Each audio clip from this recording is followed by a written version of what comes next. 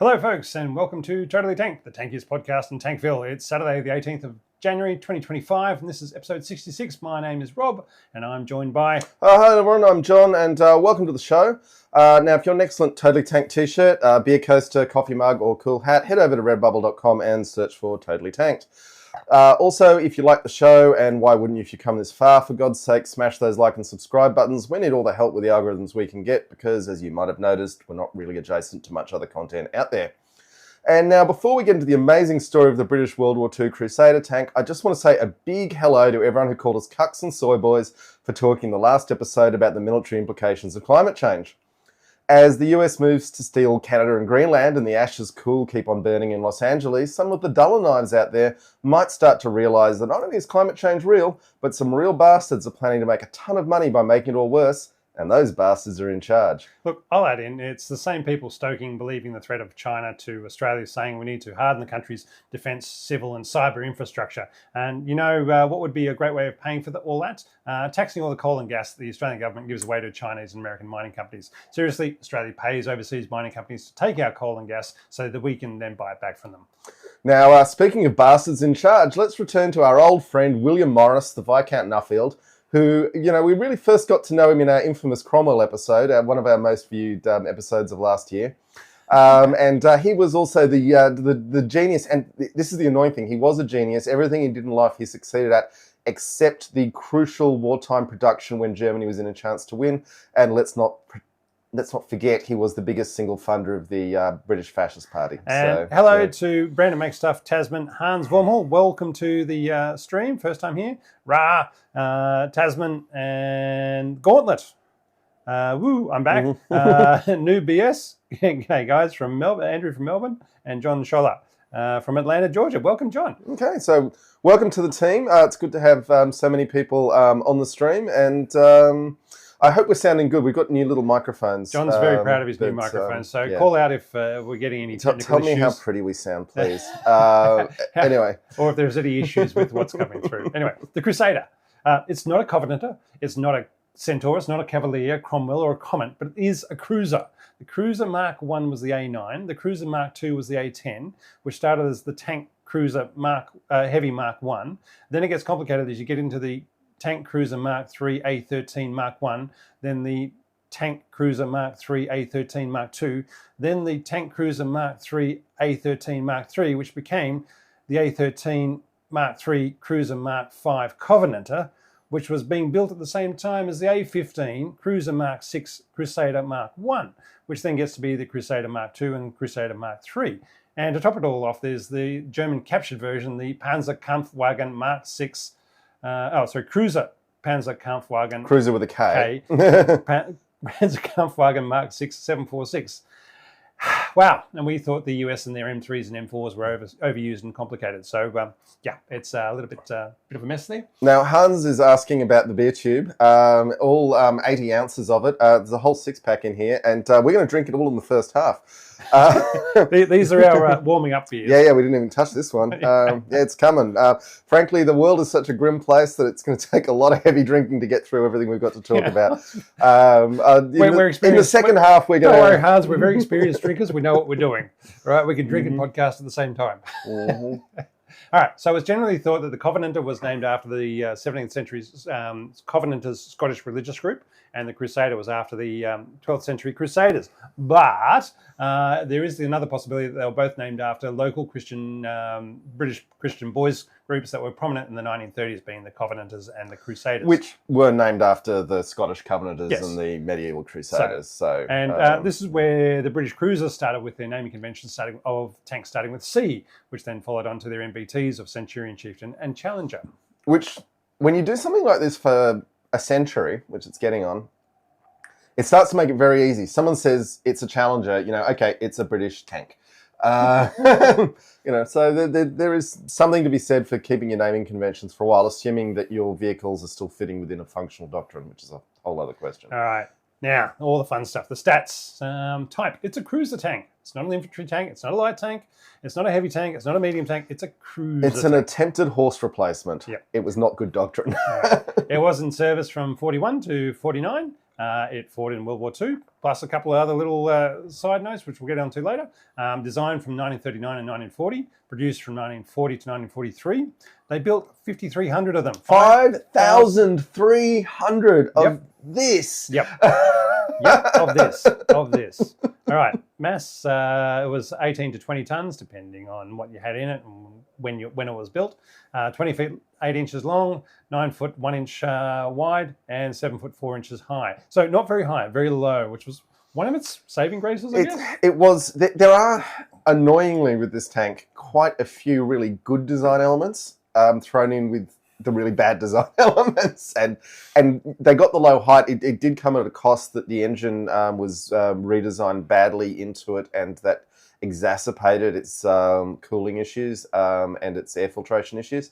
And we'll talk way more about the Nuffield Liberty engine as we get through this as well. But cramming into that low form factor did make a largely dysfunctional tank. But the low form factor was great. We love that. It was a great looking tank. It looked amazing. And look, we'll give a shout out to the Covenanter a number of times during the episode, but we're not doing it at this point in time. But we will reference it just because, well, there were worse tanks than the Crusader, and there's one right there. Although you'd be hard pressed in a quick ID flashcard contest to correctly distinguish your Crusaders from your Covenanters. Yeah. I mean, the big one is the radiators on the front of the Covenanter. And 4 versus 5 road wheels. Quick flashcard idea be like, is there a radiator on the front? Yep. Yeah. Alrighty. The crew of the Mark 1 and 2 had 4 or 5 positions within it, which was the loader, the hull gunner, and gunner, the commander, and the driver. And then in the Mark III, they dropped that down to 3, which was just the gunner, the driver, and the commander. The poor old commander was also the loader. Yes, and he had to face backwards to load, which is not good for fighting a tank. And he was not loading the little banana-shaped 2-pounders. He was loading the nice big 6-pounder rounds, which is a much bigger round. I mean, it's 57 mils, something like that. Yep, 57 mils. Yep. Yeah. All right. Then we get on to the armour. The Mark 1's armour was only 40 mils. Then with the Mark 2s, they've upped it to 49 mils. This is on the front hull and on the turret. And then on the Mark 3s, they put it up a little bit more to 51 mils of armour. Let's just briefly talk about the turret armour, because shot traps are often overstated, particularly in modern tanks where the hypersonic rounds things don't deflect the way they did back in World War II. But this tank, it's made out of shot traps, and it was actually ricocheting rounds down into the soft top armor. It was a problem. And then it's got this flat-facing turret in an otherwise angled turret. I mean, it's almost like, a Nazi designed it to lose the war for Britain. And there were other problems with the angled turret, and that's and it's all riveted. So anytime it gets hit, spalling hazards. We'll get on to the riveting. So anyway, so the main armament was for the Mark 1 and Mark 2s was the 2-pounder, as we were saying before, which was a great gun in 1939 and an okay gun in 1940, and it was not good enough in 1941 and 42. Which is when the Germans started putting hardened plate armor on their front of their tanks, and the 2-pounder rounds would start shattering as they hit the hardened armour. And it did force British tank crews had to get insanely close to be effective with the 2-pounder. And when you've got no armour on your tank and you have to get really close to be effective, you're in a very bad situation. And that doesn't even start to get across why a 40mm cannon couldn't have a high explosive round, because the Bofors gun existed at this time, which had a 40mm high explosive fast firing round that is so good it's still being used on CV90, which we did in the last episode. But yeah, anyway. All right. Hello to Alexander Vlad and Jay Bowser. Welcome, gents. Then we move on to the Mark III Crusader, which had the 6-pounder gun. Much better gun. Yep. Shouldn't have been in that turret. Shouldn't have been on that tank. But no. It was the anti-tank gun. It was because the Cruiser Mark 7 had been delayed, and so they needed to get out a better cruiser tank with a better gun, and that's what they ended up with. So they said, you know what, we're just going to shove it into the Mark III Crusader and go from there. And let's also remember that it was the 6-pounder, which its development history, it could have been a hero weapon of the war, but they delayed its introduction in the panic after the fall of Dunkirk to keep production lines running with the existing 2-pounder. Probably a sensible decision in that particular moment. But it did mean that the 6-pounder never really got rolled out when and where it should have. And that then led to the problems that we've talked about with the Cromwell, where because of the complete failures of the Cromwell production process, the gun that was meant to go in it that eventually ended up in Comet couldn't fit in the turret. And also, remember, Viscount Nuffield was all in the middle of this stuff. And so they had to use a bored-out 6-pounder to try and get a 75mm high explosive round. Sorry. Anyway, but whereas let's move on. but when the 6-pounder guns got rolled out, not only just for tanks but also as an anti-tank gun for the infantry, they were very effective as for what they were, and they were especially against the German Panzer IIIs, 4s, 1s, and 2s. Not so much against the Tigers and Panthers, but that's what happens. And welcome to Half-Life ABC. He thinks we sound much better. Yay! Thank you. So with the sorry, just Hans wants to know if we can get the beer tube mic'd up. No, we're not miking up the beer tube. You will get can rips later when we get to the beer review. But yeah, so second half, hang around for that. All right. Both the 6-pounder and the 2-pounder were shoulder controlled by the gunner, so they could accurately fire on the move if the gunner knew what they were doing, which required very precise balancing.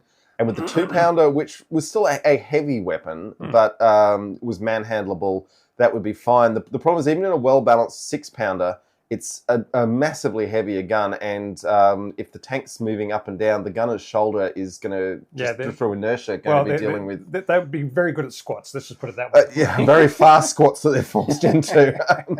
Yeah, there's a reason why 120mm guns today do not rest on the gunner's shoulder. Doesn't matter how well balanced they are, it's still a lot of mass.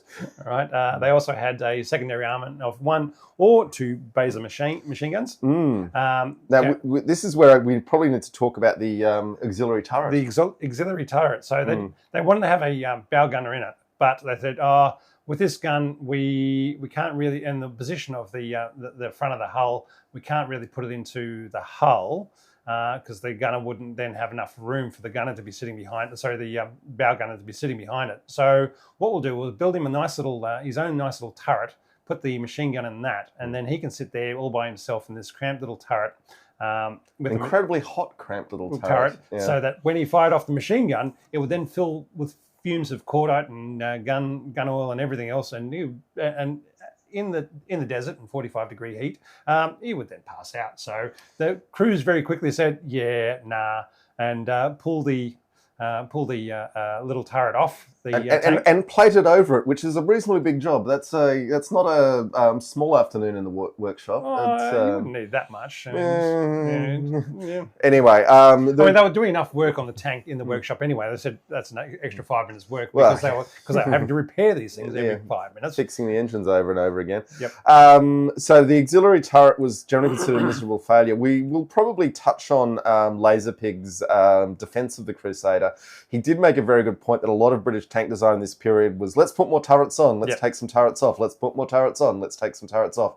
And the Crusader... Some of the ones with the 2 turrets forward, 2 machine gun turrets forward, a main turret with a 75, a 37, and a machine gun, and then another 2 turrets to the rear of the tank. That's going crazy. to be independent. Yeah, in the 1920s, that's crazy. But yeah, it's crazy stuff. I mean, the Russians were doing similar things. Yeah. There was a moment in the 20s when they were like, "Hey, why not have more turrets? Wouldn't that be good to shoot at lots of things?" And it was like, "No, you're better off having more tanks if you want to shoot at lots of things at the same time. But what you want your tank to do at any given moment is fire very accurately where it's meant to be firing." All right.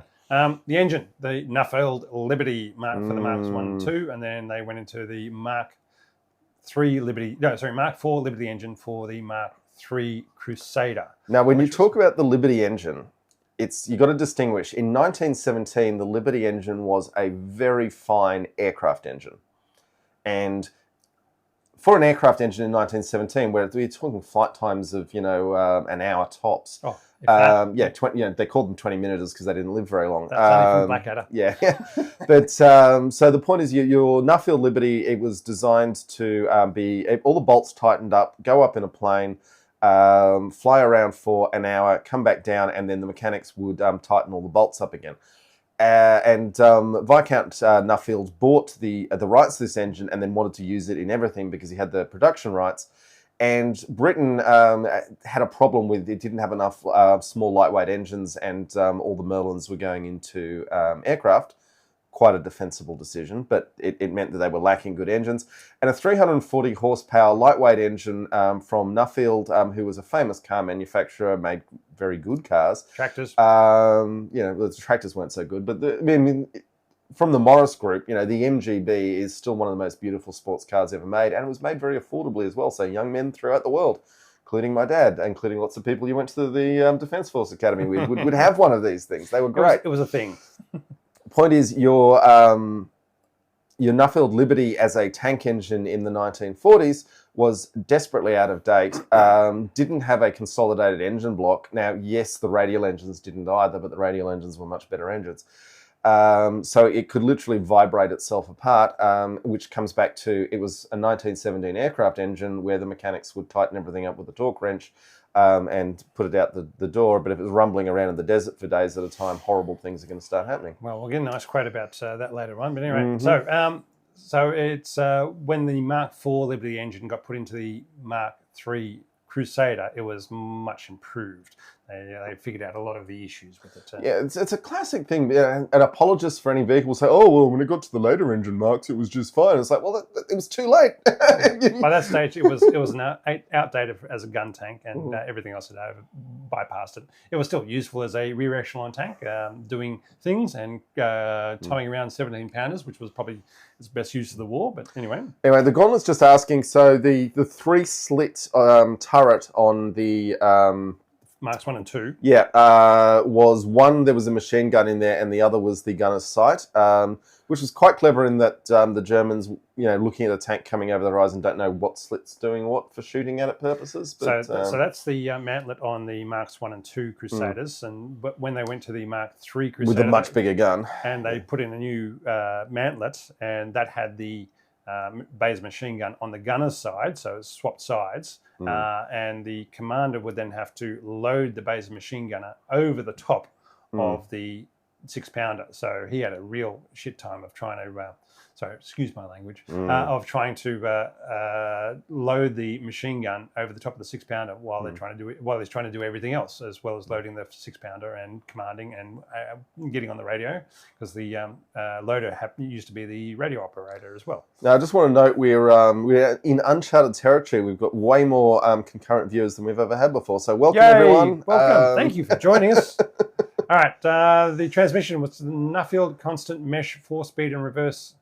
Synchromesh was reasonably advanced for that era. Yeah.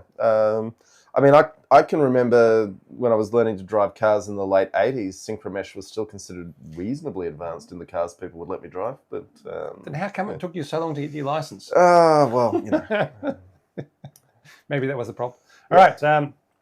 Suspension, it was the Christie helical spring with 5 road wheels. Count them, 5, which is more than the other cruisers. Started with aluminium wheels, but they changed to steel and rubber as aluminium was required for airplane production. It had very narrow British tracks, but supposedly they bogged a bit less than other tanks. I think the bogging less is more a function of actually having a bit of power-to-weight ratio. So you can't get bogged if you don't stop. I think that was where that was going, because the tracks were dreadfully tiny and winky, and the British with their thin tracks were working on the basis that they knew they had a horsepower problem, and bigger tracks, meaning more rotational mass and a greater weight of the tank, were a problem. Some tanks you could, 10 tons could be taken up just by the tracks. So, and hello, Obliteron from Oregon. Hey. Yeah. Welcome. All right, where we're at, fuel, it had 110 imperial gallons, not just any old common gallons. No, these are the good ones, the imperial ones. Yeah. No, it's like imperial pints, they're bigger and better. Along with 3 external fuel, that was 3 internal fuel tanks, giving a range of 140 miles on road or 65 miles cross country. Which is fine. Which is much more than all the other tanks going around at that point in time. So it was actually, one of the things, it was good, and it was go a long way and it could do it fast, because it had a maximum speed of 26 miles per hour or 15 miles per hour off-road. So it was faster than a lot of tanks. It was and had enough fuel to keep going a lot further. So when we were doing the Stuart, they would always run out of fuel before before they could catch the Panzers running away from them. Whereas the Crusader could keep up. If it had been a reliable tank, yes, that's the issue. It would have been in the adequate, moving into the good category. I would say the crew ergonomics was still terrible, and you've got the turret ring issues, and the weird angled turret was designed. It did create a roomier turret for a small turret ring, but they really should have done what the Soviets got to in the 1950s, where you just make it a dome all the way down to the body of the tank. Yeah. All right. Then had the Wilson epicyclic steering within it. So basically, it was just the sticks. Design and development. All right. After Nuffield had designed the A-16 heavy cruiser tank with Christie suspension in 1938, the Army was looking for a lighter and cheaper tank to build. To meet the need, the A-13 Mark III cruiser tank, aka the Cruiser Tank Mark V Covenanter, was designed, and Nuffield was asked to take part in the production of the Covenanter in 1939, but he decided, essentially all the engineers in his workshop decided to work on their own design of the A-13. And there was still provided design work for the Covenanter's turret, using the same turret as what the Crusader ended up with. This new tank was adopted as the A-15 Tank Cruiser Mark VI Crusader. It's often referred to as an improved version of the Covenanter, but instead it was actually a parallel design. Yeah, with sharing the turret. And I just love that for a tank, it was never designed to go to North Africa, and that's important to bear in mind. That'll get said later on. Sure. But he never reads the script. Yeah. I'm just letting you have your freedom, Rob. But sometimes we got to move around it.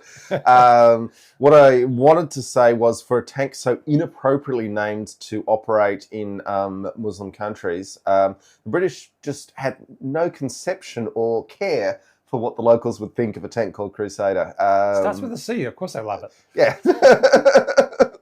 Croissant. I remember we had a tank called Croissant. They would never do that. Remember, the croissant is a celebration of the Siege of Vienna. But yeah.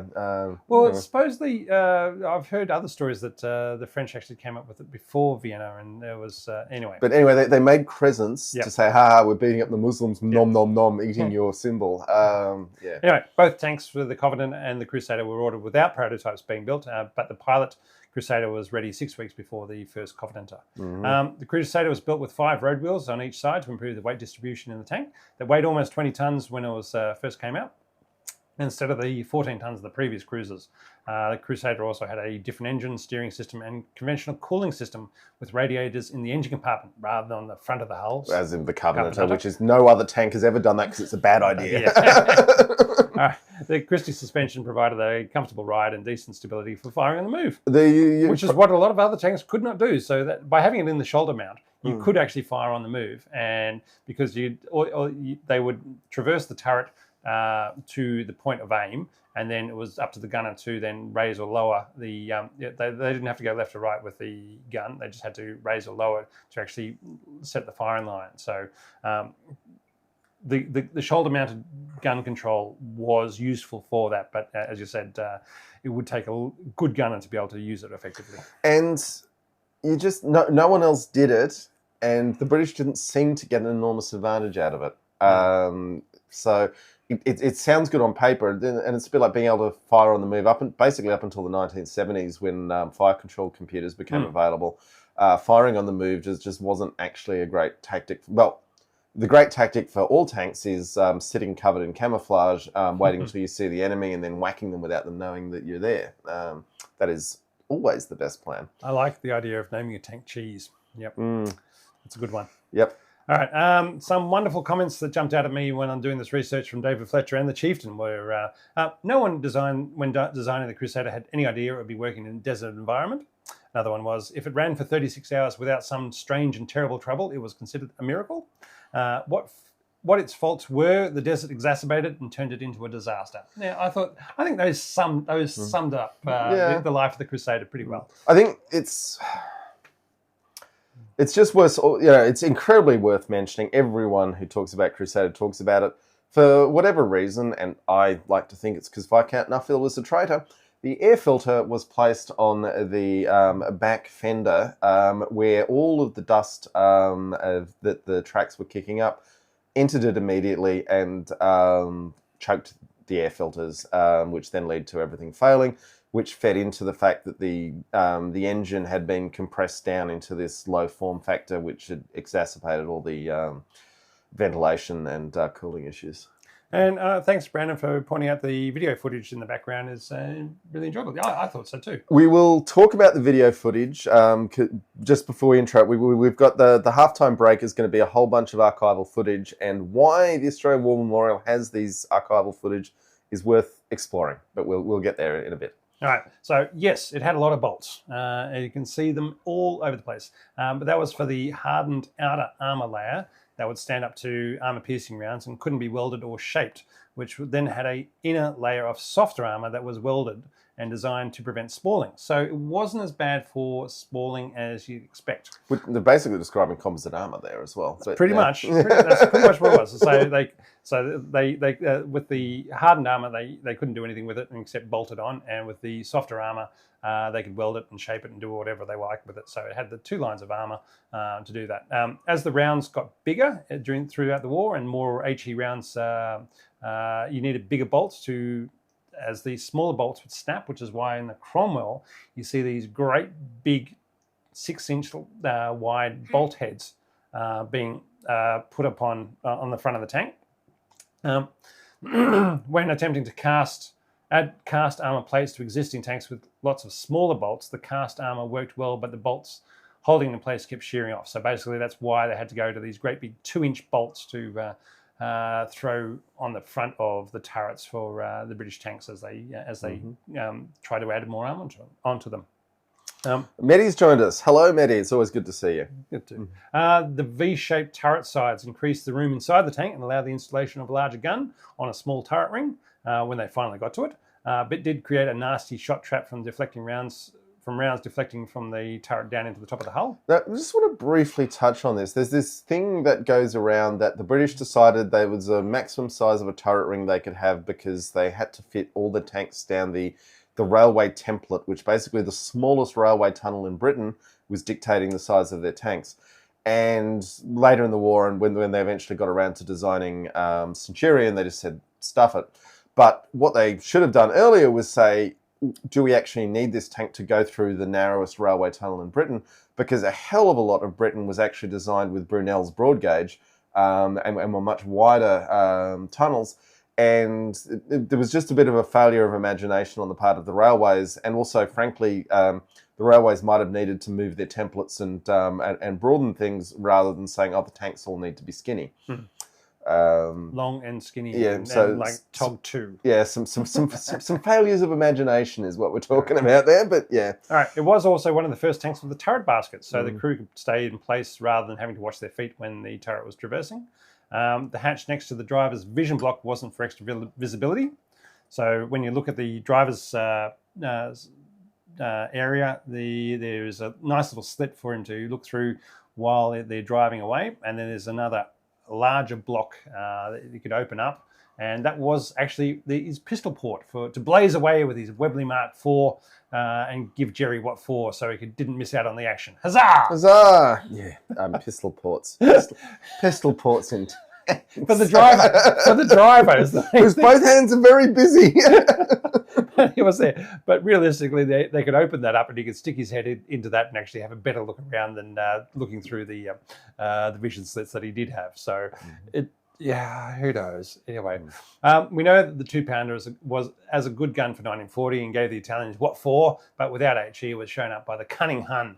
I just want to touch on that because some people don't know this. The issue is that if the enemy's firing at you with an anti-tank gun, which has got a screen, but it's low and it's into the ground, firing a solid armour-piercing round at it, even if you hit it, you're likely just to hit the screen and the crew say, whew, that was loud, and keep firing at you. Whereas if you hit an anti-tank gun with a high explosive round, that's good night crew. And time again, British tanks were destroyed by concealed German anti-tank guns, and they just had no way to neutralize They them. couldn't get close enough to use their machine guns to actually suppress the anti-tank guns. But even that's what that shield is actually good for, is keeping machine gun fire out of your position. Yeah. All right, so it was good for against the Italians, but the cunning Hun came up with these cunning ploys of retreating, luring the British cavalry who like to charge forward after retreating enemies and then lure them onto their anti-tank guns. But the close support tanks. Sorry, I just clearly want to go back there. British doctrine was incredibly clear that if the enemy was retreating, they had to follow them. That's what the cruiser tanks are for. Yeah. But it was close to being it was definitely a court-martialable offence if you didn't follow the retreating enemy, which in wartime could lead to execution. Shoot straight, you bastards! Yeah, Don't so make a mess of it. Yeah. But so the British officers had to stay as close as they could, and you get to Patton's doctrine of grab the enemy by the belt buckle. Once we know where they are, don't let them get away. So it's not just the British with this idea, but the Germans knew that that all they had to do was flirt some tanks out in front of the British and then run away, and the British would chase them down, and then the German anti-tank guns would open up from ambush positions all around. So a little bit more flexibility and saying, I think it's a trap, sir. But it took 18 months for them to figure this out. Well, it took a very long time, and a lot of diligent, brave people died because they lacked the flexibility to deal with this. Anyway, getting back to the close support tanks. They had a 3-inch mortar, and they did have HE for their guns, right? But it was designated to fire smoke mortars in support of infantry rather than HE for when attacking. So when you have no effective HE in your 2-pounder, do you not let the close support tanks provide, close support, providing,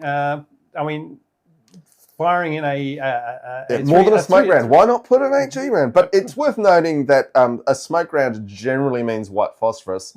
And it is extremely unpleasant to be inside the cloud that's generated by that. Look, it was possibly a lack of range issue, but the one article I could find on the close support mortar range said at 25 degrees, which was the max elevation, they had a range of 2,200 yards for HE and 1,700 for smoke. So they had more than enough range. From what I've read, they had more than enough range to be an effective HE round, and they carried 30 HE and 60 smoke. So you're really wondering why. Yeah, anyway.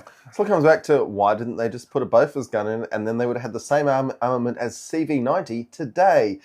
Exactly the same gun was there. All right, the road wheel springs were found between the inner and outer armour plates on the side of the hulls, which made it very hard to work on them. So yes, they were slightly better protected, but if they did break... Well, that was Christie's suspension, had that. It took up an enormous amount of interior space. Yeah. And was incredibly hard to service as well, because if they had to get into it, as opposed to the more common late war British tanks and the American tanks, they all had their bogies on the outside. Yeah, okay, the bogies are exposed to damage, but they're big, heavy pieces of steel. Whereas they're very easy to swap in and out. Yeah, whereas but when you use the Christie style, and the Soviets used Christie as well on the T-34, so they're not alone here, and obviously it was an American invention. There's a lot to be said for Christie. It's not a bad suspension system. Torsion bars are obviously the best, but there were some problems with it that made maintenance even more piggish, because it's a big job to not just take the wheels off to get out, but you've got to take the armour plate off as well. Yep. So yes, they were slightly protected, but when it did break, it was a lot of mucking around to get to able to get to them, which also decreased the inner tank volume significantly, which is why you then needed to have the wider turret above to be able to have some more room inside. The engine fan cooling system was chain driven, so either the chain would wear out or the fan would break, or both. Sand got into the coolant water, which got into the water pump, which then stopped working, causing more cooling issues. The engine air intake, as John was saying, was right over the rear tracks, so it would suck sand and dust into the engine, and it leaked oil and water all over the place. Now, I want to come back to friend of the show, Lottie the Tank Whisperer, who is on YouTube and is well worth following, because she does nuts and bolts tank maintenance today, on camera. It's pretty cool. One of her videos, she has pointed out that if you walk through a tank museum that has running tanks, and you... They'll all be leaking oil. No, her point is that you look at which ones have drip trays underneath them in the tank museum because they don't want the oil linking on their nice polished concrete floors. It's the British tanks. That's how you spot the British tanks, is they've got the tray underneath them. And welcome to the kilted privateer from the Pacific Northwest. Look, there are also severe limitations from the tank itself, starting with the poor handling in African ports, repairs, premature use of the train and tracks because of the lack of transportation infrastructure, and then the conception problems in the field. For example, the lower part of its angled turret acted like a lever at each shell impact, so if there was a round going off beside it, then it would catch the side of the angled turret and dislodge the turret from the mounting of the turret ring. Or a vulnerable hull spot above the ammunition racks, where that's not what you want. if red hot metal fragments penetrated, they triggered a fire. Although it is worth noting that they actually had quite an advanced ammunition compartmentalization in this tank that was ahead of its time. For the Mark IIIs, right? Okay. So the Mark 1 and 2s, which did most of the fighting in North Africa, number 3s turned up and taken all the glory. But anyway, before then, there was a lot of damage done. There are also issues with the engine overheating, oil leaking, and problems with the cooling system, filter, and caused... something broke. John broke something. I've stuffed it up. Keep talking, Rob. Oh, my goodness. Entertain them. I'm going to start dancing in a second. Mm-hmm. We're going to get to do a lot on the Australian 9th Division because, yes, they did have Crusaders. They're the ones who held out in Tobruk, and then they also took Damascus and all sorts of fun stuff. We'll get into them. We're just about to get into the actual conflicts that the tank was involved in. World War II. World War II. You might have heard of it. North Africa is where the tank had most of its... well, I wouldn't say glory, but some glory and a lot of rubbish. Anyway. Hang on, too far. Okay. All right. Going up. Mm-hmm. All right. No, keep going up. There we go. Stop. Up. Let me drive. All right. They were also delivered with very few spare parts, so the tanks in for repair would be cannibalised for parts to repair other tanks because the poor Remy would not have enough things, and said, right, we're going to cannibalise this one to repair these four. The original bow gunner turret was horrible. If the crewman fired off the gun, he'd be passing out from the fumes and the heat of the gun in his tiny enclosed space, so it was soon removed by crews as unnecessary. This then made a nasty shot trap for the driver for any rounds coming in from the left/near/passenger side of the tank, as his little flat side compartment no longer had an armoured turret in the way. Crews were reluctant to take it out. It was so bad. But it was the first British tank decided to upgun to the 6-pounder, increasing its anti-tank capabilities significantly. Well, the 6-pounder is a better gun than the 2-pounder, enormously, but at the same time, losing the loader and forcing the commander to face backwards while he's loading the gun made the commander's position untenable and the tank fundamentally useless. It might have worked if you weren't a 6'5" chieftain. Yeah, but it's still just a bad design. Two-man turrets, they're better than one-man turrets, but the correct number in the turret is 3, unless you've got an autoloader. Yeah. The 6-pounder version also moved the coax baser from the right, the loader side, to the left, the gunner side, as loader was removed, with the work to be done by the commander, who then had to reach over the top of the baser to load the 6. I reckon the commander might have told the gunner to load his own. I don't. Who knows? Anyway, however, the Crusader was also the first tank to get armoured ammo storage bins to stop the ammo blowing up and killing the crew, which then, from late 1942, giving you longer-lasting experienced tank crews. Pity about the poor buggers who went before. Indeed. Yeah. All right, conflicts, World War II. But it was also there in the Suez Crisis and the Six-Day War. But we'll get onto those. Okay. So World War II was the main thing. The significant operations. Operation Battle Axe, the first major use of the newly arrived 53 Crusader tanks. Operation was delayed 5 days from the 10th to the 15th of June 1941. As the armoured forces only received their brand new Crusaders on 9th of June. So they were going to get it one day, and then the next day they were going to go into battle. But they said, look, you can have 5 days worth of training. As we've discussed so many times in the years we've been doing this podcast, not giving the crews long to familiarise themselves with the tank is a sure way to guarantee piss poor performance. Best example, Kursk. When the A-10 cruisers and Matilda IIs weren't being taken out by initial defensive anti-tank guns and mines, the Crusaders were then being tricked into following up a German retreat and being ambushed by deeper anti-tank guns. Sword and shield, the Germans called it. But, there you go. Yeah. With the Brits retreating and Operation Battle Axe to relieve the siege of Tobruk lost, the Australian 9th Division would have to hold out Tobruk for another 3 months. Can I quickly talk about the 9th Division and their tanks? Because I do want to follow up with a comment we got Yes. from the last episode. So last episode, Al Palazzo, who's a great friend of the show and a great guest on this show, said no Australian tank has ever fired an enemy tank. And we had a couple of people come in saying, what about the 9th Division's tanks?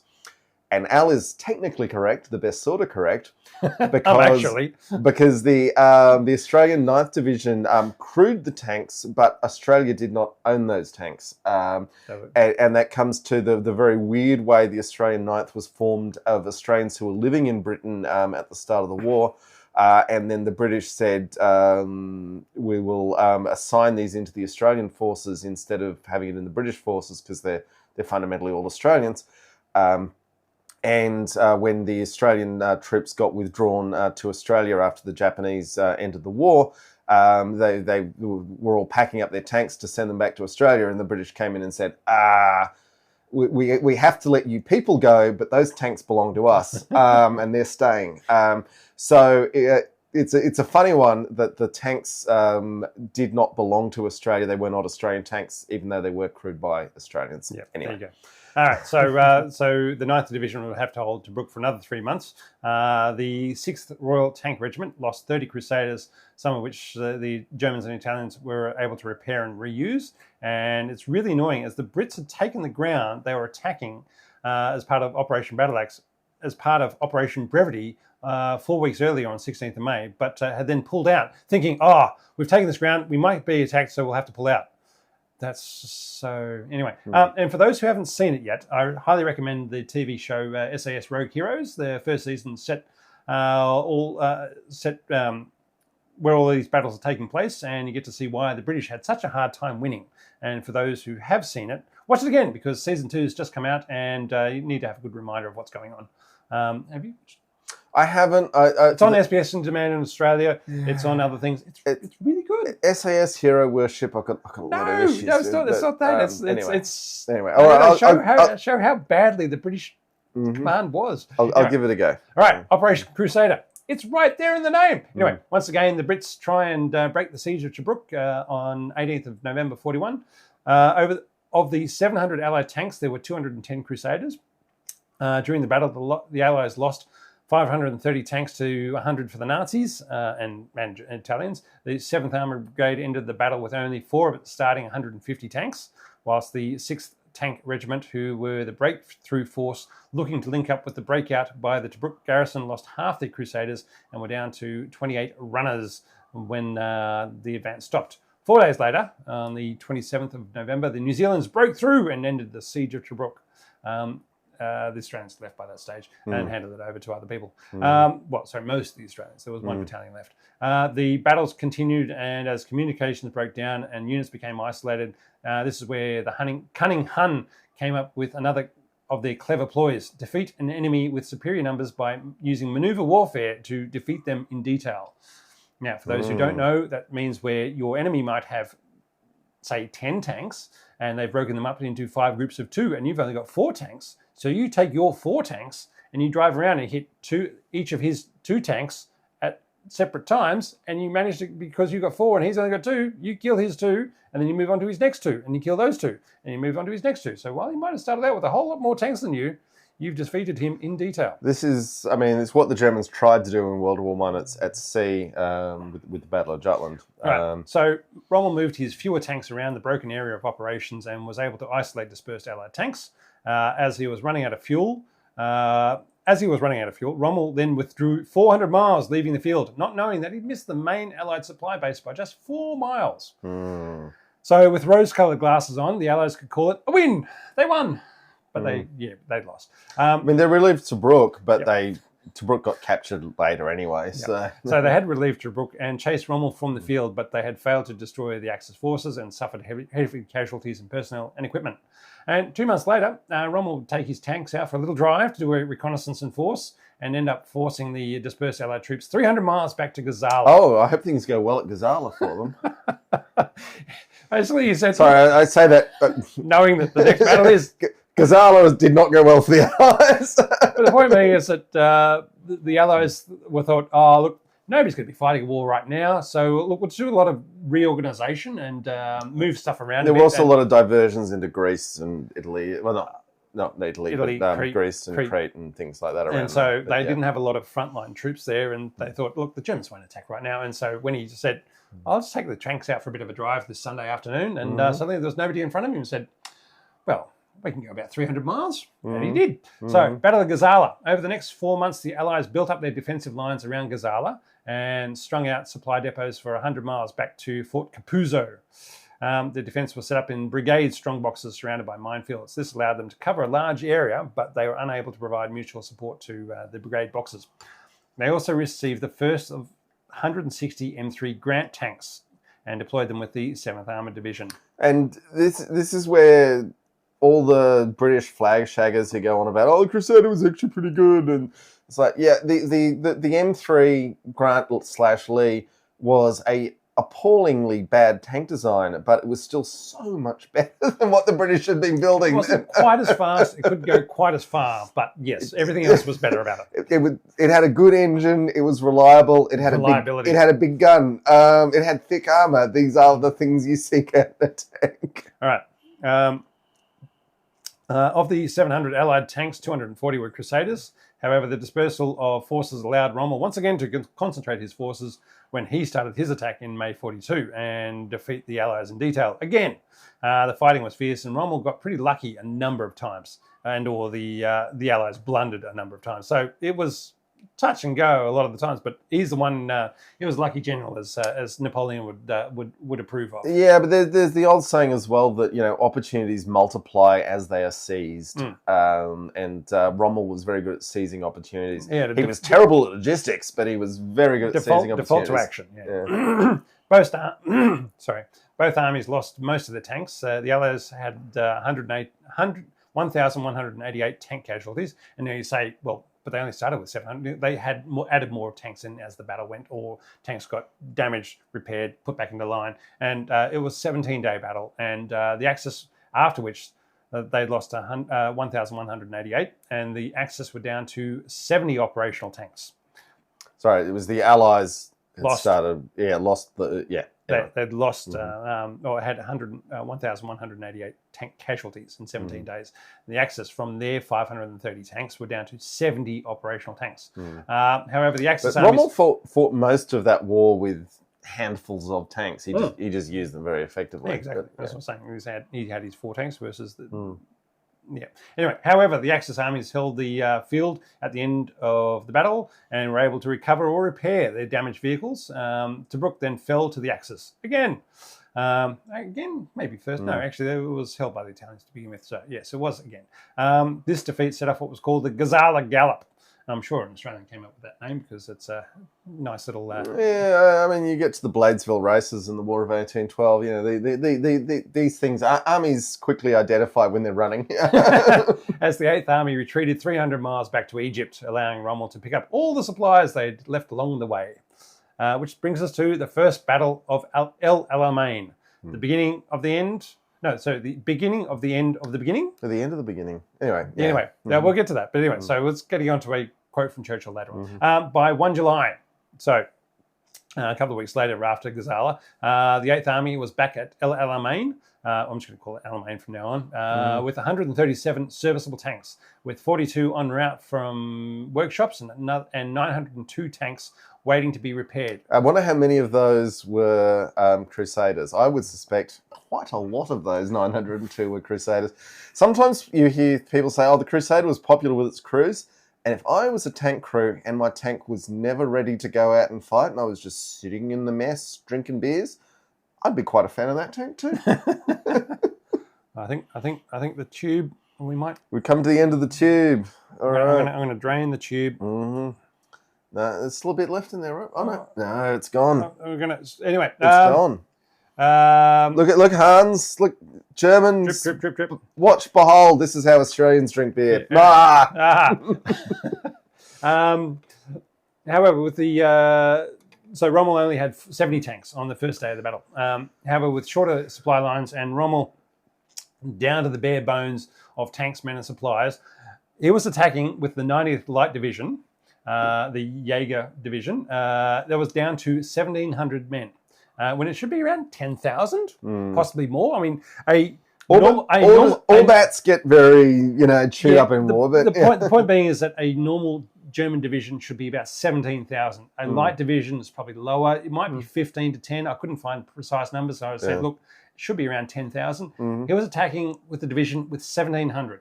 Yeah. That's not many. That's a reinforced battalion. But yeah. And he could not maneuver his panzer regiments away from their assigned orders. So he said, look, your job is to do this, and that's all I can get you to do, because they didn't have enough fuel. If he could not recall a force to exploit a gap once they were committed, because there was not enough benzene to be able to deploy them. What's benzene? That's fuel. That's what the Germans call fuel. That's interesting, because benzene as a chemical isn't. Anyway. Well, if you watch SAS Rogue Heroes, they blow up a lot of tankers with the words benzene written across the side of it. Okay. Anyway, the 4 days of digging in allowed the Allies enough time to get organised to defend North Africa. Maybe the fact that Rommel was using Crusaders was what caused this offensive to fail. Even once to assist the 90th Light Division, he took his headquarters in force, including himself, into the battle with their captured Allied tanks to keep the advance going. Or maybe it was the Commonwealth failure to set up any new lines of defence after Gazala from Fort Capuzzo and Mirza Matrua that saved them, as all the Allied supply dumps the Rommel captured had been set up as part of the consolidation efforts from December 41 to February 42, when the 8th Army was reorganising. So by running away so far and so fast, they hadn't set up any more supply dumps so far back along their supply route that when there was nothing more for Rommel to capture after Mirza Matrua, which was 100 miles away from El Alamein. So that's a long way of saying that because they ran away so fast, there was nothing more for him to capture, and that's why he was down to the bare bones, and he was really sucking on fumes. So it's kind of a sucky version of Scorched Earth. and that he had nothing to attack them with, and yet he still attacked because he thought, look, I'm 100 miles away from Alexandria. If I can take that and Cairo, they're done.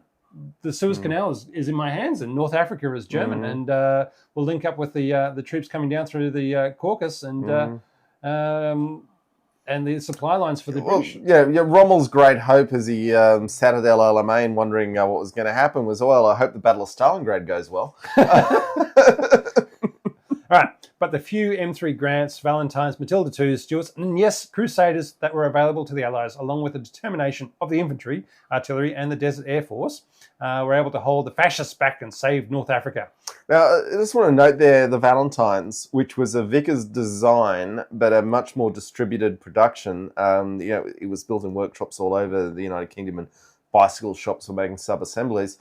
But they put a Detroit diesel engine into it. The Valentine could do 20 miles an hour, so it's slightly slower, but it's so much better. Some of them did 1,500 miles without a service. Which for tanks is I mean, if I was given the choice between the Crusader and the Valentine, and say, well, this one goes at 27 miles an hour, this one goes at 20 miles an hour, I'll go with the Valentine. Thanks. Is what I'd be saying. Anyway. Getting back to the Australian 9th Division, they even managed to capture the German signal force FAK 621, which had been listening in onto Allied radio chatter and providing Rommel with immediate battlefield intelligence.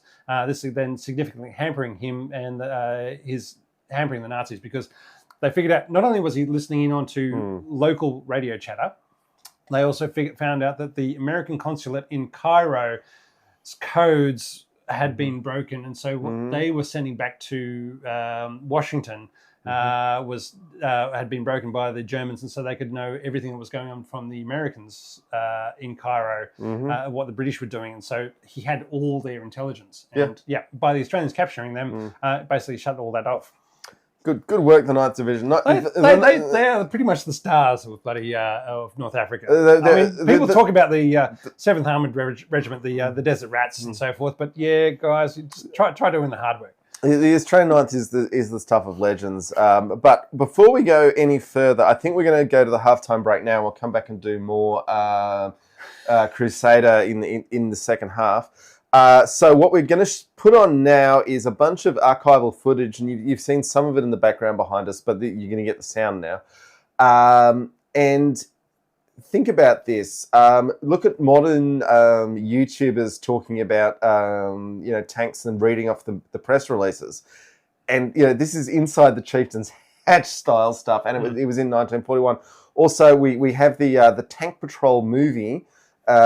Which I have cut out all the stuff when they're sitting in a cave talking about their girlfriends, and just kept it to the Crusader being the most amazing tank that ever was. Made in 1941. Made in 1941, where somehow Lord Nuffield managed to get a movie crew, a 1941 movie crew, into North Africa with people playing Italians. And anyway, I want you to apply your critical thinking lens to these propaganda videos. And remember, they tried to sell Crusader to Australia, and that's why this stuff ended up in the Australian War Memorial. So, have a watch, enjoy, and we will be back to tackle the second battle of El Alamein and everything else we've got for the second half.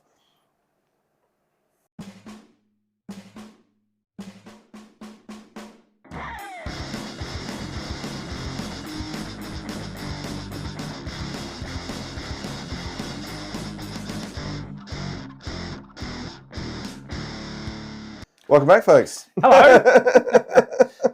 To all our lovely viewers out there, we can't believe how many of you are. There's a lively discussion going on in the comments, but we hope you've enjoyed the discussions, the video about the Crusader tank and the Bakelite knobs. I like the Bakelite knobs, so I don't know about you, John, but it was quite a highlight for me to hear about the fuses and the Bakelite knobs.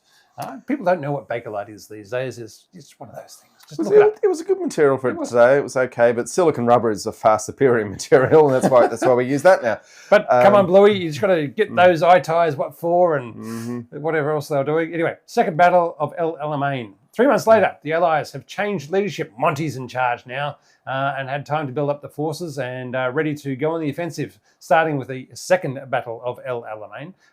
The new Crusader Mark III with the 6-pounder gun has replaced most of the Mark 1s and 2s, along with the arrival of 254 M4 Shermans and more M3 Grants. And they had also improved the reliability of the Crusaders, as Nuffield had sent engineers over to Egypt to experience and make a video, obviously, because that's what they were doing, is the part of Tank Patrol. 1941, that's actual footage of, not of Italians, obviously, but of in the theatre of the war that they're actually doing. Anyway, so they sent their engineers over to Egypt to experience the conditions and talk to the troops and the maintainers to see what could be done to make the tanks better. While they were still nowhere near the reliability of the Valentine, let alone the US M3 Grants or Shermans, but they were still the biggest number of Allied tanks at 294 of the 1,000 tanks available on day one of the battle. Many Crusaders were equipped with anti-mine roller attachments, AMRAs, kit to deal with the huge German minefields that have been set up over the last 4 months. During the first hours of the offensive, they were also covered with sunshades. And when they say sunshade, that's often just a giant truck body built over the top. Yep. But, to form part of the deception plan of the Allied tanks, where they were or were not concentrating. So basically, they would move They would create tanks out of these sunshades that were covering over trucks, and they would also create sunshades over trucks to look like tanks. All that and the inflatable tanks. And they didn't have inflatable tanks in North Africa. Yeah, they didn't in North Africa, but it was just an interesting thing that you wanted your tanks to not look like tanks, and you wanted your not tanks to look like tanks, and thus the enemy was confused. Yes, just like us. Once again, the Allies had overwhelming numbers in troops, tanks, and planes, and a much shorter secure supply line, whilst the Axis forces had supply lines hundreds of miles long, and which was constantly being interrupted by Allied bombing. If we're talking about the Northern Desert Campaign, it's really worth reiterating that while the Russians will make jokes about So 7 divisions, how many army groups were involved in this skirmish. The logistics that were consumed by the Germans in North Africa was actually, and the Allies. but it was logistics the Germans were consuming in North Africa that should have been in Russia. Were getting up to army group levels. So it wasn't the useless skirmish that the Russians like to mock us for. I know. The main thing is that Viscount Allenbrook had been in Churchill's ears saying, look, if we lose the Suez Canal, everything takes twice as long, which means it costs twice as much to get through. No, hang on. You got to go back on that because you can go through the Suez Canal, but the Mediterranean was impassable until 1943. That's why they had to get the Mediterranean. That's why they said to the Americans that, don't worry about the Japanese, don't worry about bloody France. Come and take North Africa with us, which is why Operation Torch happened, and they landed in but the Suez Canal was fundamentally impassable, not because the canal was impassable, but because until the Italians were forced out of the war in 43, they were all going round. Allenbrook was looking at 43 and beyond, rather than 41 and 42, which is. Yeah, fair enough.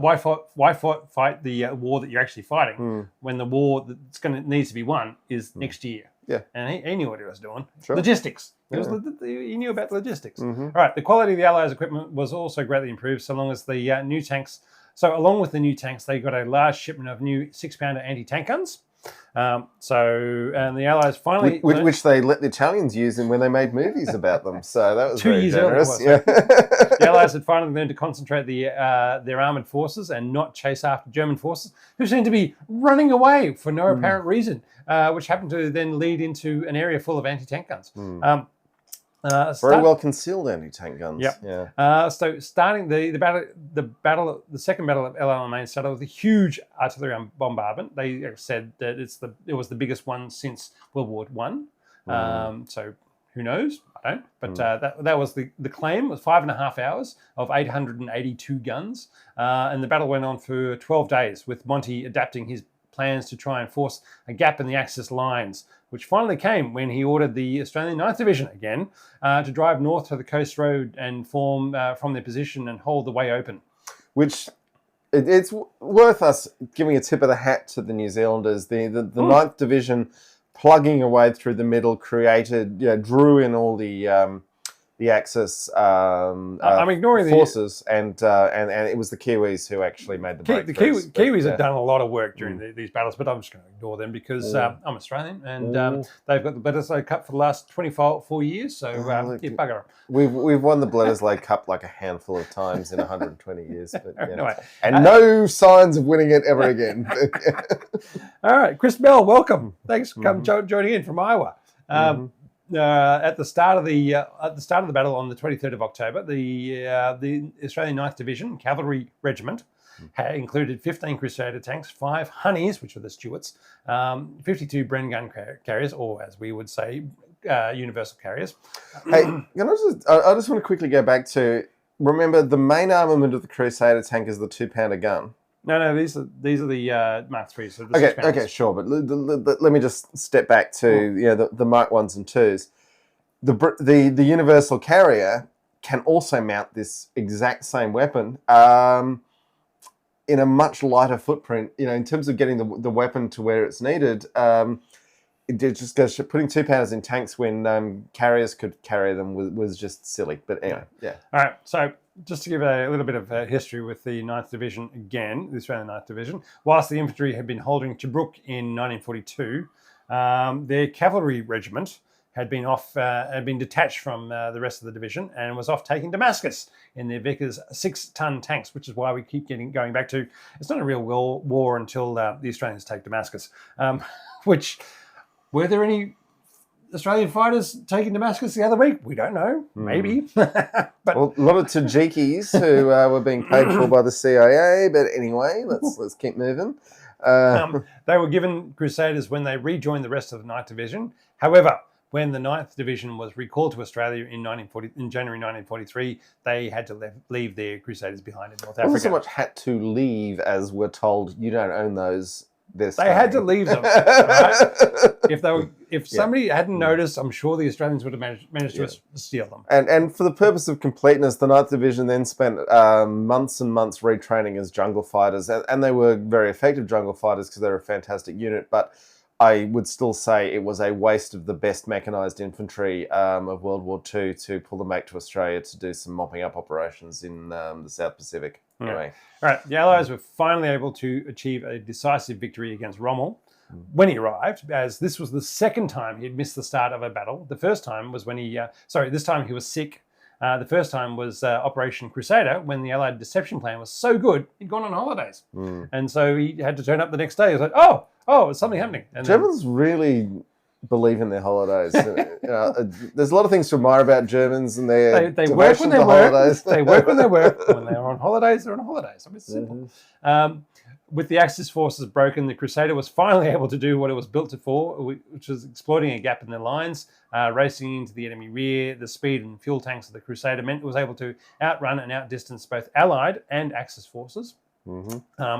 This victory of the Second Battle of El Alamein led Churchill to give his speech that, now, this is not the end. It is not even the beginning of the end, but it is perhaps the end of the beginning. And later he would say, before Alamein, we never had a victory. After Alamein, we never had a defeat. Now, that's my bad impression of it was a pretty good impression. I like that. But thank you. HMS Warspite at the Second Battle of Narvik would have some things to say to Winston about that. But they scrapped Warspite. So and Winston went on to become Prime Minister again. There you go. All right. Advanced to Tunisia, then the Operation Husky to Sicily. Crusaders, almost only Mark IIIs, were still seen in action in Tunisia by 43.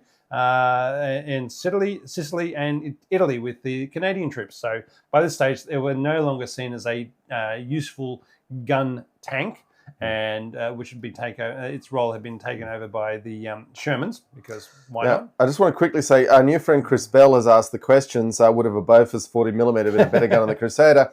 Yes!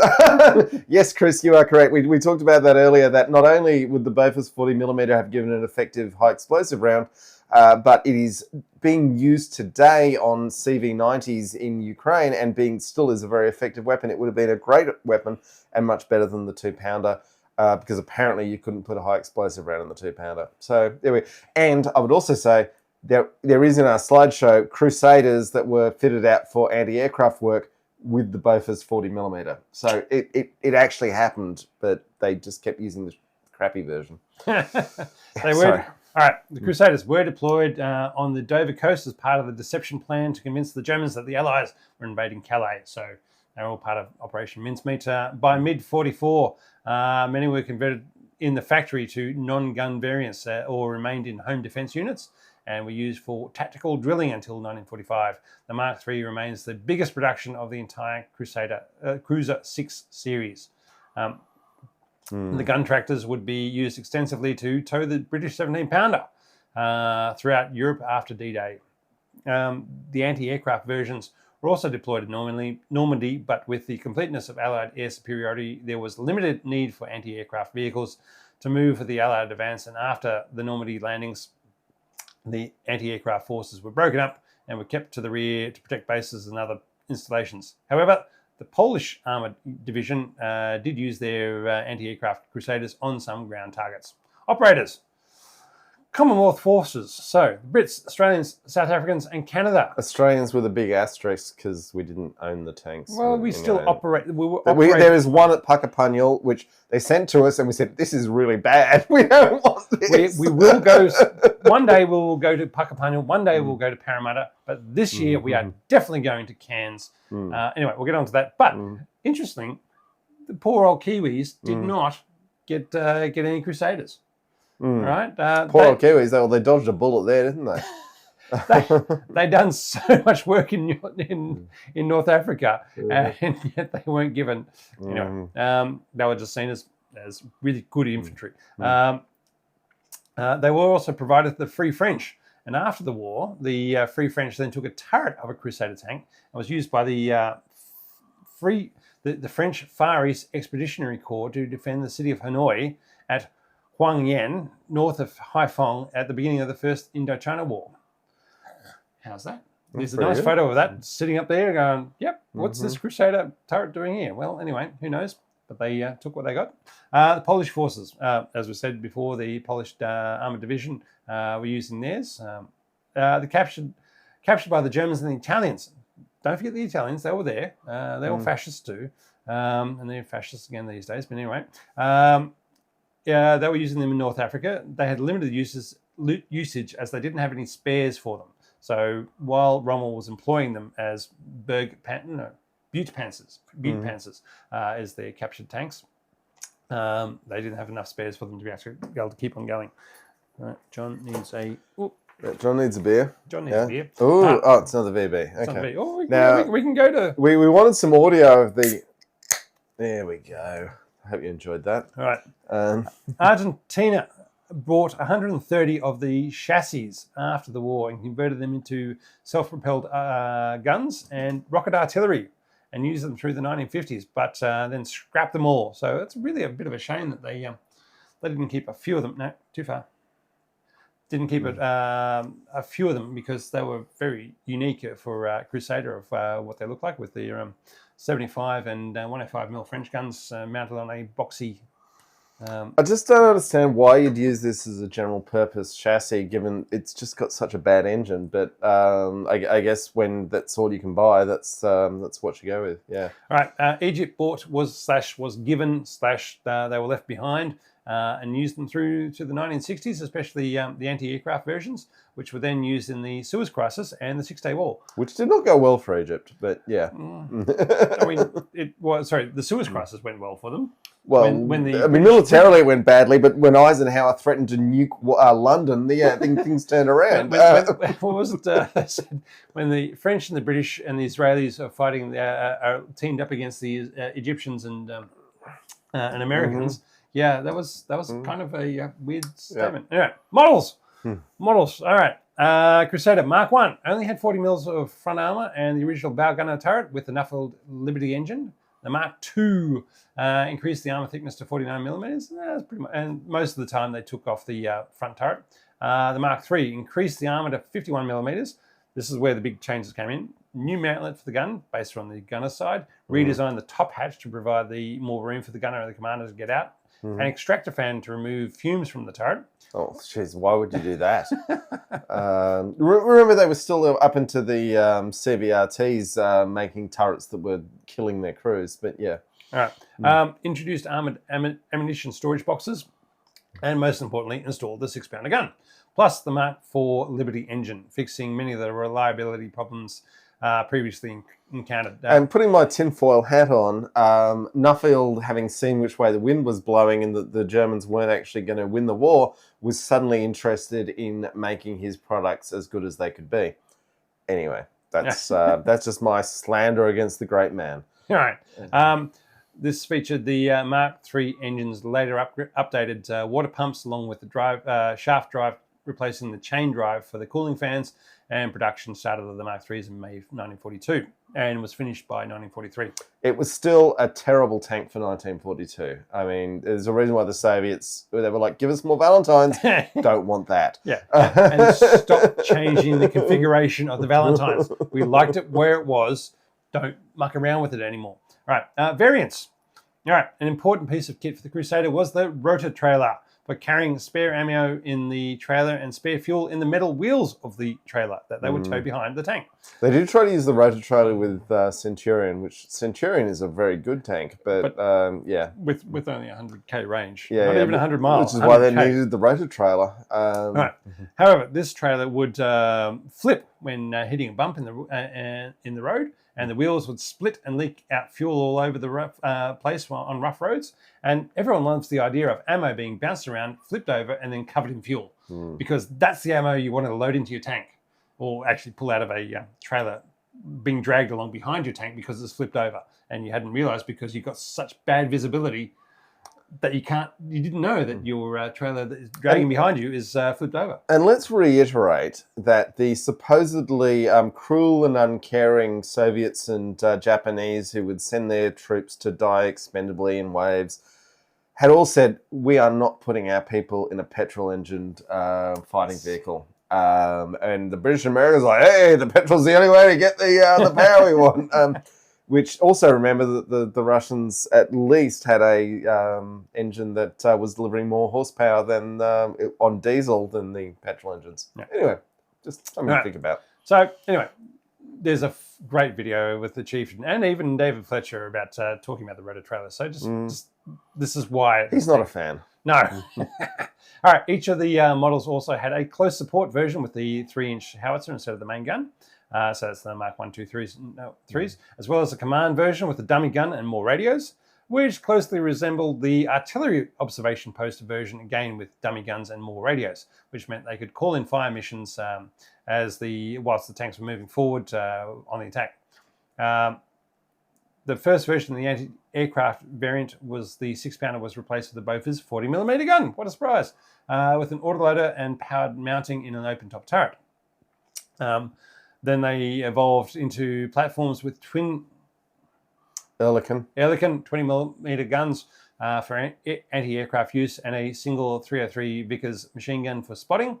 The turret was a small polygonal turret with heavy armour but poor situational visibility for spotting approaching aircraft. It's a bit of a problem. It's a bit of a problem. I mean, until you get radar. They tried a version with triple Ehrlichens, but yeah. But it was only used for training.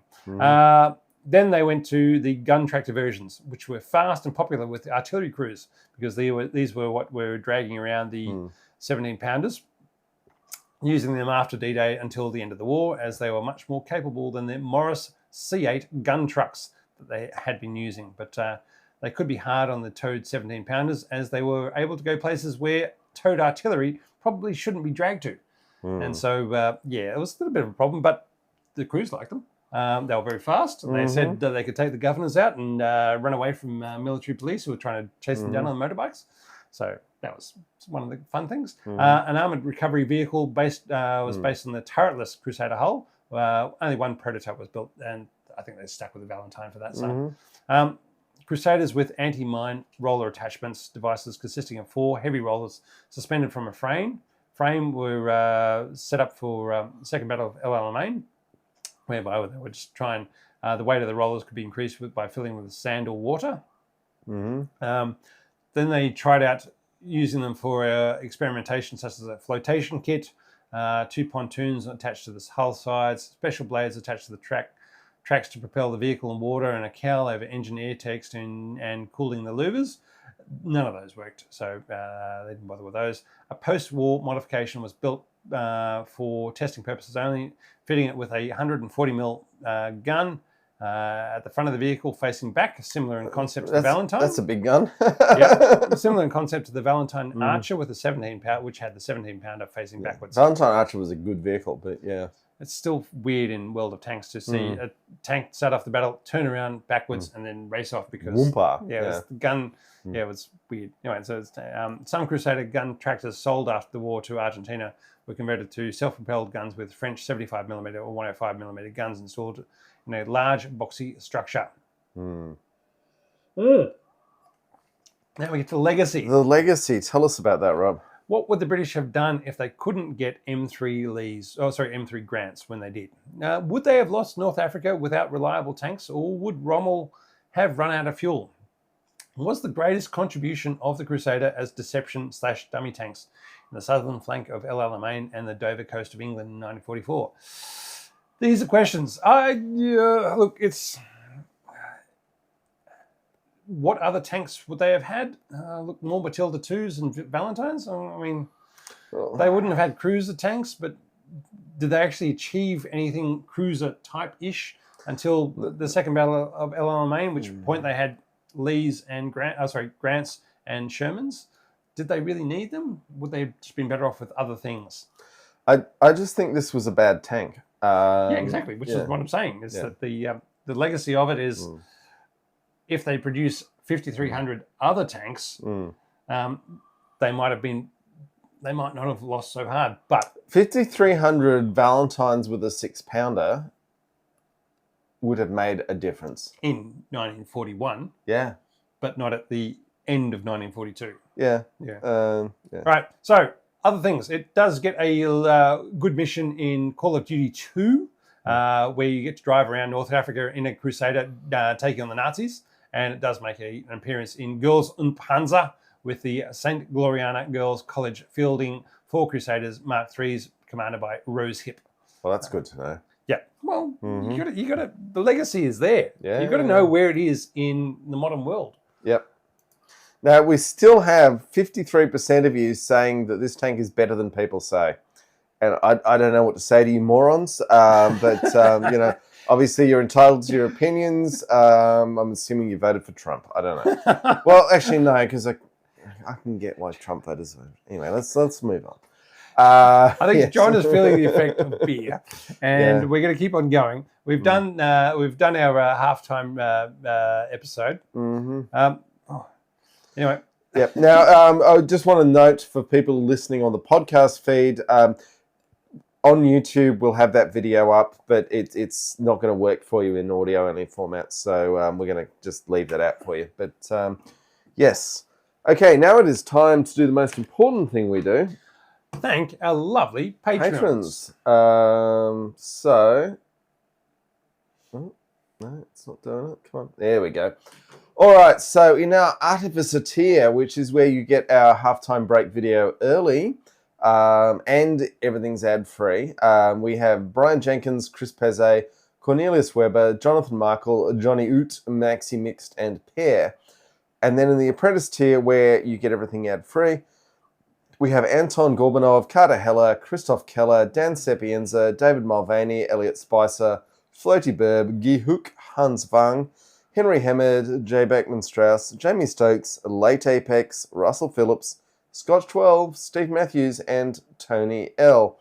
So thank you, all of you, for being such amazing supporters of this show.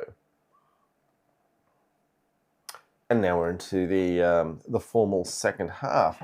So just want to reiterate, for people thinking of supporting us on Patreon, which is enormously helpful and is why we have better microphones now, you need to make sure that when you're signing up, do it on the website and not through Apple, because Apple will take 30%. And we'll be talking more about the bastardry of tech billionaires as we proceed into this. Look, Brandon makes a good point. The show. The Girls and Panzer is an important part of tank culture. Thank you very much. See? It is. See? People understand. It's an essential part of tank culture. Exactly. But, yeah. All right. Now, beer review, maybe. Okay. And I've got a ways to go on this one, but you can pour that and start drinking it. I will pour this one. Form opinions, Rob. That No, it's not warm beer. It is not warm beer. We in Australia, we do not do warm beer. No, it does not matter. But in Australia, our warm is so much warmer than a British pub cellar that, you got to understand why we do things the way we do. I mean, it is, while it's a very windy 27 degrees today, it is a very nice, out of the wind. It's a lovely day. All right. Now, just we're going to keep encouraging folks. Oz Armour Fest 2025. We're going to be there. You bet. We're committed. So if you want to come hang out with us, we're going to ride tanks by day and drink beer and talk shit by night. And it's fun. We know going to Cairns for us is an expensive thing. For the rest of you, it's expensive. But it's going to be good if you can make it. So it's 29th to 31 August this year, 2025. So anyone who wants to come join us, Cairns is a lovely place. It's going to be good, and you can see the Great Barrier Reef, and it's really good to see in the Great Barrier Reef. And there's like 5 breweries, and it's going to be good. Look, we'll buy if people coming out to the pub with us, we'll buy you a beer, especially if you're wearing a t-shirt. No, we will buy you a beer if you wear a Totally Tank t-shirt. Well, we might. I'm thinking about an idea of maybe putting some money over the bar. Putting some money over the bar for anybody wearing a Totally Tank t-shirt. Yeah, that's sort of. See how we go. But, yeah. Because hey, why not? I mean, yeah. Anyway, beer. Beer. Oh, you're still No, I'm still on the VB, All so right. you need to fill time. I will talk about it is the Namislav. No, I'm not even going to. It's a Pils. It's a Polish Pils. Belongs to the open-minded. It belongs to the open-minded. It's the produced in Poland only. All right. Original recipe. I like the idea of belongs to the open-minded because I feel that we are open-minded people, John. And you got to be careful with open-minded because there's a lot of freaking perverts out there who associate, but when we're doing horrible things with we're just being open-minded. But we're talking about tanks and beer, and so for tanks and beer, we are. So we like open minds, open minds, open eyes, open hearts, 2 hands on your wallet. Yes, which is the advice on traveling in China. I used to get. How would you say that? Namislav. Anyway, it's a Polish beer. It's a Polish pronunciation's wild. The letters don't mean what you think they do. But, well, there you go. And speaking Australian, because it's the second best podcast in the Australian language, and that's probably not probably. All right. Hang on, Mashed Patats joined us. Good morning. Good morning to you. Well done. Yes. All right. 5.8% by volume, 500 mils. US 1 pint. It looks like a pint. It's a tall boy. Yeah, it's a tall boy. Yes. Keep talking, Rob. We can't afford dead air. I'm reading stuff. In Namislav, we believe that quality comes from the substance. Our beer is brewed in harmony. The art of craftsmanship only from natural ingredients. All comes from the region as its own pace, as it takes time for beer to mature. Namislav for connoisseurs. Poland.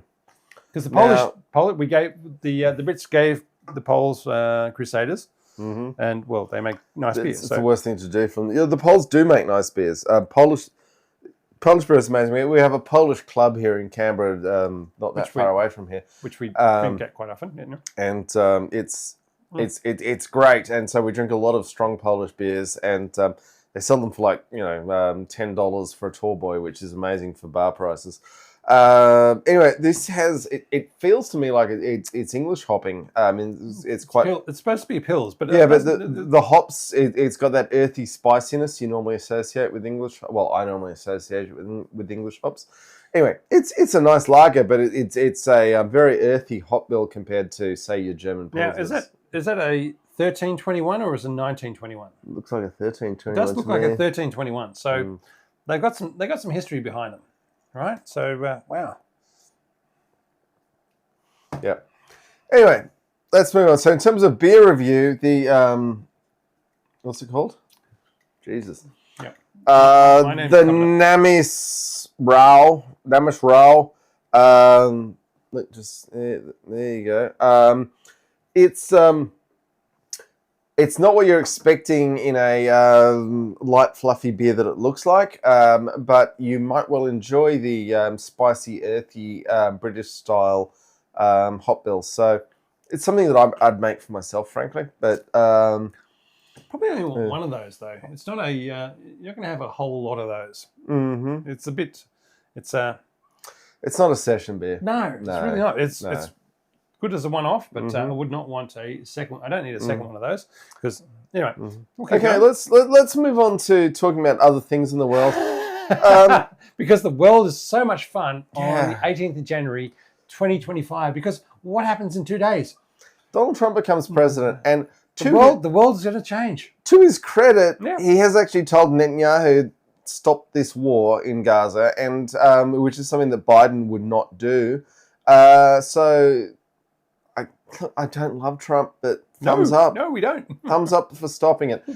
Talk about seizing Greenland, Canada, and Panama, and the bullshit justifications of we want it and we need it.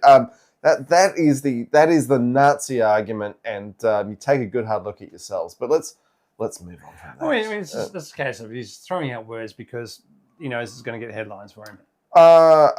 Going back to fascists behaving badly that we started the show with, I do think that his people know that what they're doing with extracting all the fossil fuels as fast as possible is going to lead to those northern latitudes being much more valuable than they are today. and that's why they want them. But just because you want something doesn't mean it's the Bible. You shouldn't covet your neighbour's ass. Yeah.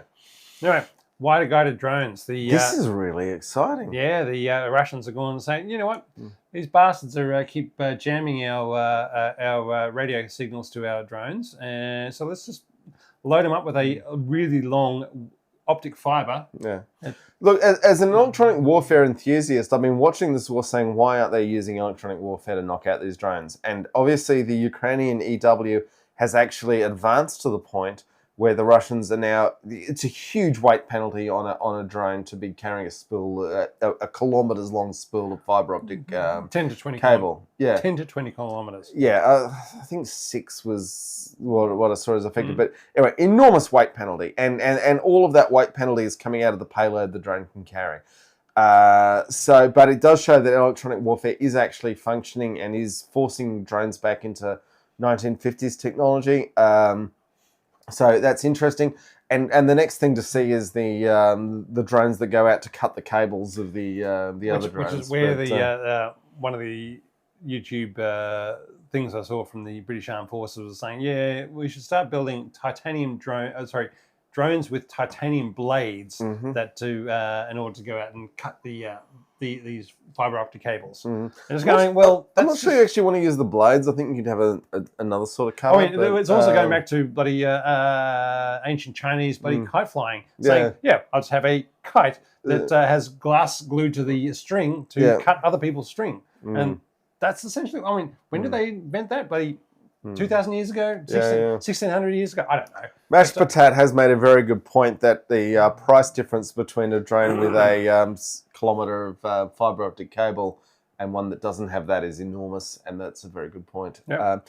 But this is the give and take of offense versus defense. So shotgun drones, yes, I have seen a little bit of them, and thinking, you're flying around with a shotgun and trying to shoot other drones out of the sky with a shotgun. That's weird.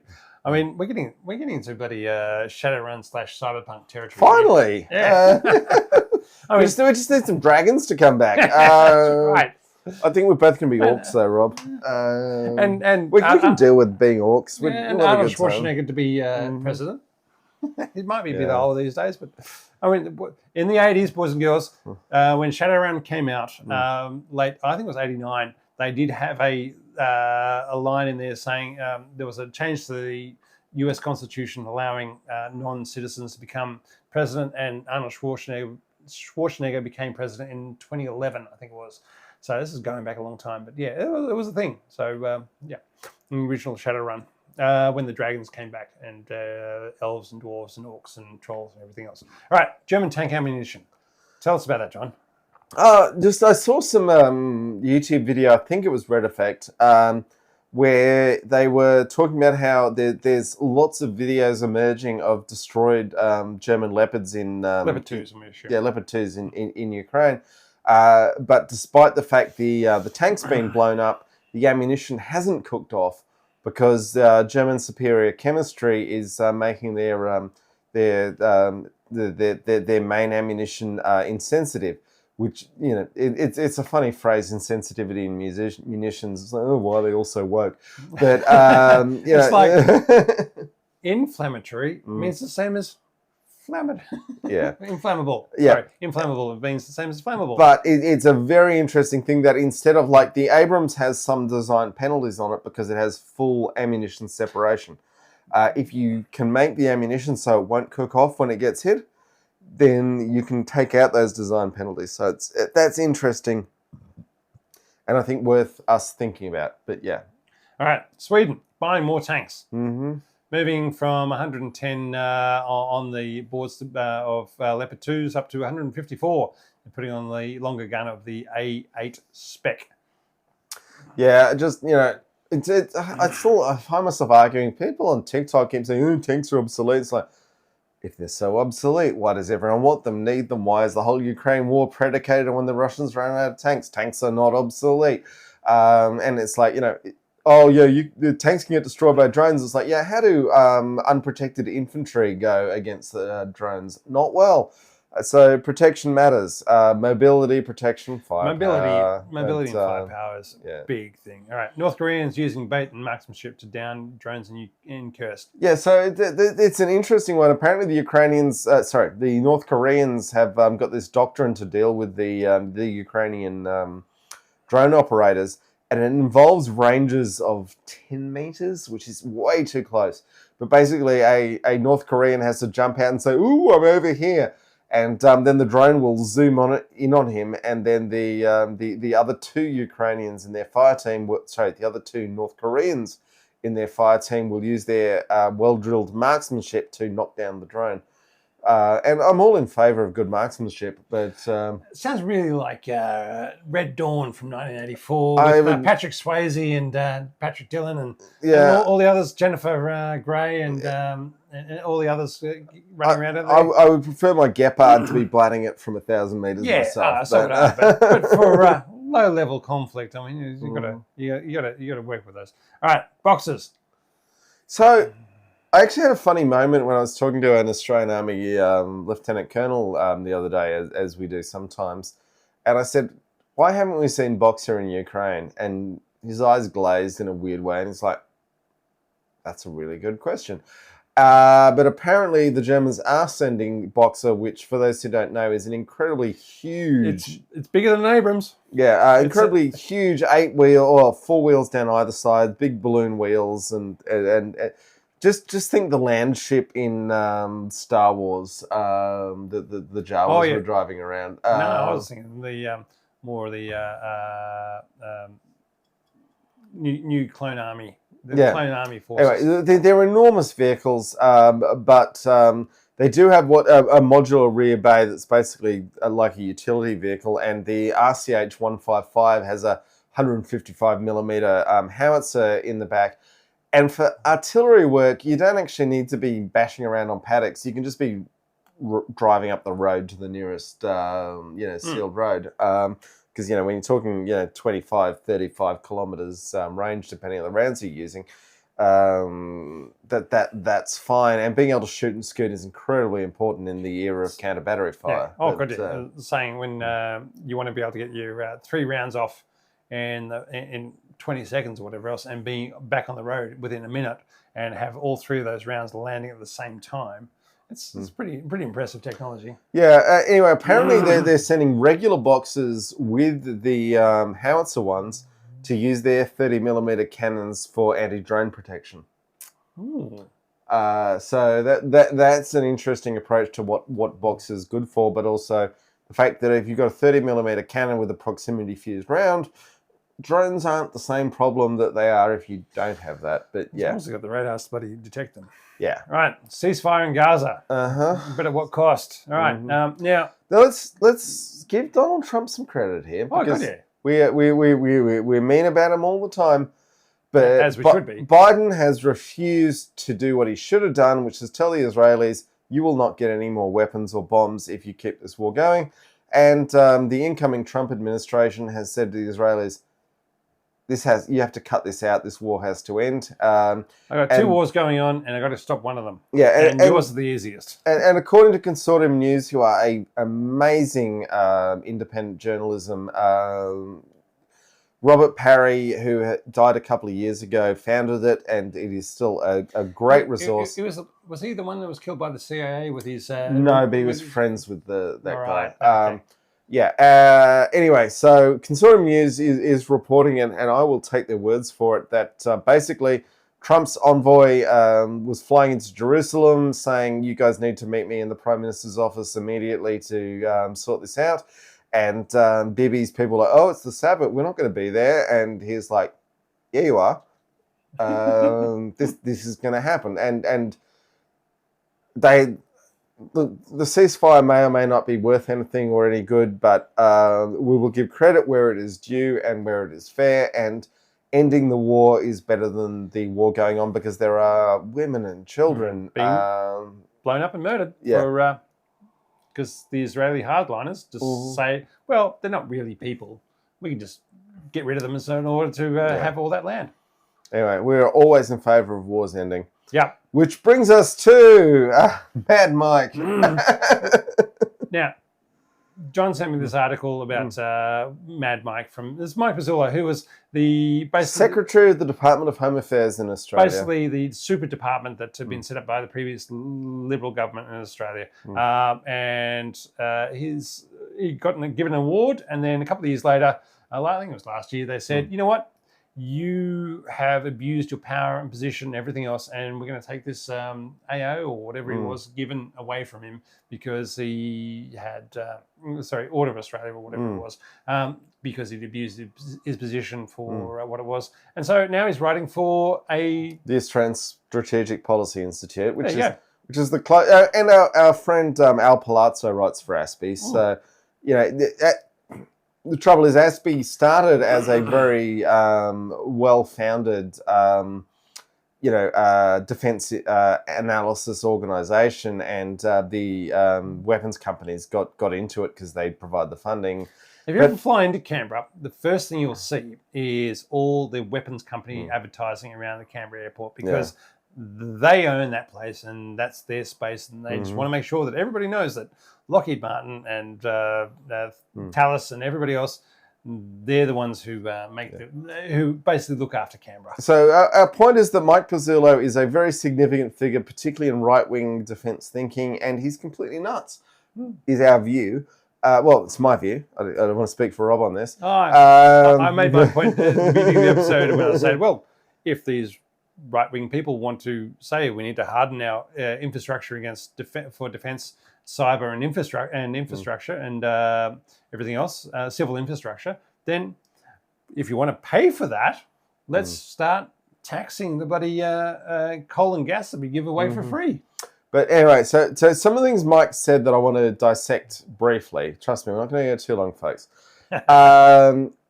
So in this article, which we'll link to in the down below, in the grey space between peace and war, will we see an acceleration of cyber attacks, sabotage, including against undersea infrastructure, covert disinformation and propaganda campaigns, and other forms of intimidation by Russia and China against the democracies of the West in a bid to throw them off balance, to fracture their social cohesion and undermine the national confidence of their population?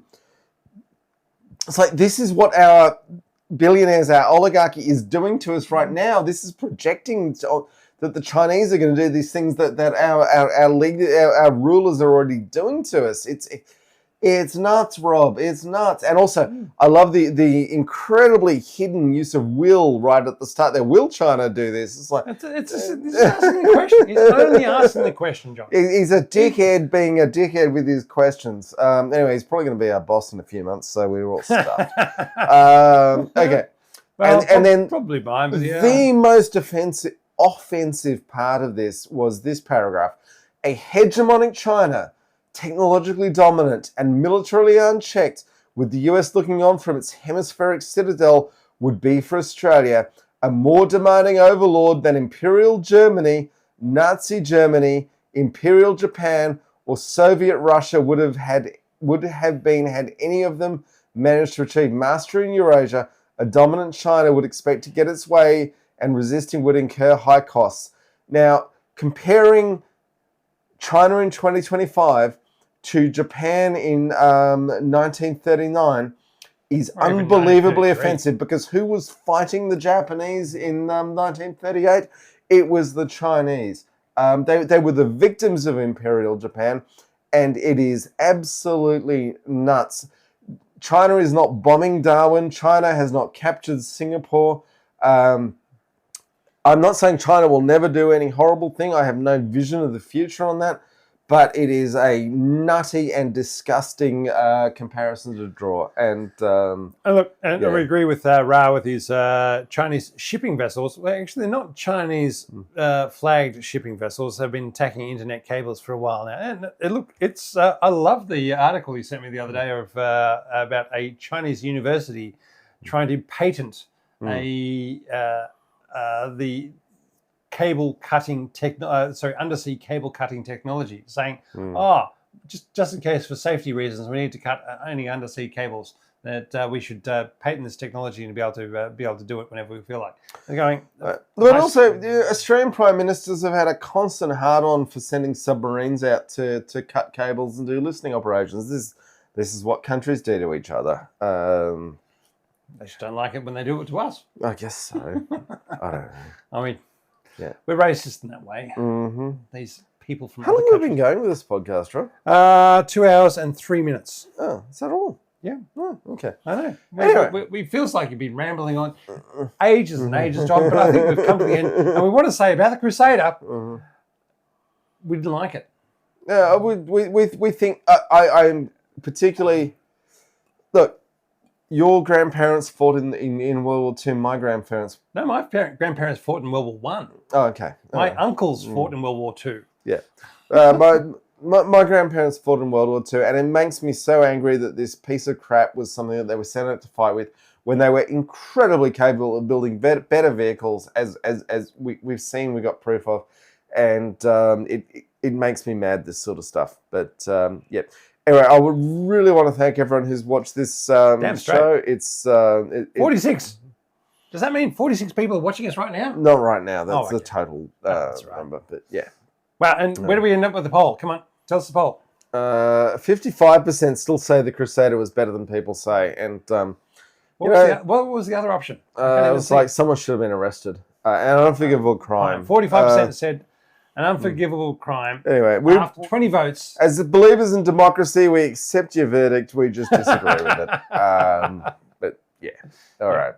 It's been fun. It is always fun. We thank you so much for everyone who's watched us live. We thank everyone who's watched us when we're not live. And to the young fella at the bakery who always asks me about the T-shirt, mate, thanks very much for asking, because I really appreciate recognition in the actual world. Yeah.